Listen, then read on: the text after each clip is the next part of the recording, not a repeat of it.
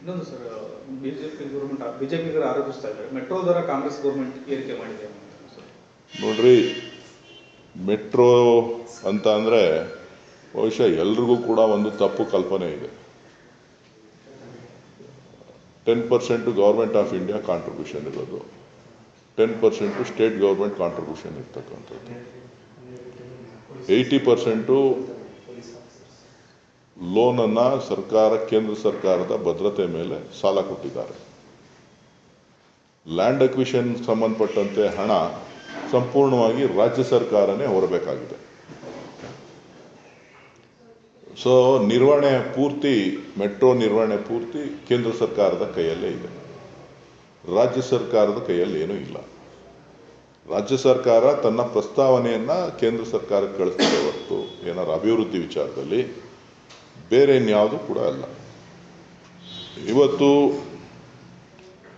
ಅವ್ರಿಗೆ ಅಷ್ಟೊಂದು ಪ್ರೀತಿ ಇತ್ತು ಕರ್ನಾಟಕದ ಮೇಲೆ ಅಂತ ಹೇಳಿದ್ರೆ ಅವರು ಹೆಚ್ಚಿನ ಅನುದಾನನ ಕೊಟ್ಟು ಕರ್ನಾಟಕದ ಕನ್ನಡಿಗರ ಮೇಲೆ ಆಗ್ತಾ ಇರ್ತಕ್ಕಂಥ ಮೆಟ್ರೋ ಹೊರೆಯನ್ನು ಕಡಿಮೆ ಮಾಡಲಿ.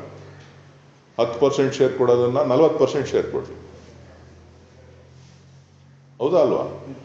ಅದನ್ನು ಬಿಟ್ಬಿಟ್ಟು ಬಡ್ಡಿ ದರ ಕಟ್ಟಬೇಕು ಅಂತ ಅಂದರೆ ಬಡ್ಡಿ ಫಿಕ್ಸ್ ಮಾಡಿರೋರು ಕೇಂದ್ರ ಸರ್ಕಾರದವರೇ, ಸಾಲದವರೇನ ಜನರ ಮೇಲೆ ಆಗ್ತಾ ಇರೋರು ಅವರೇನೇನೆ.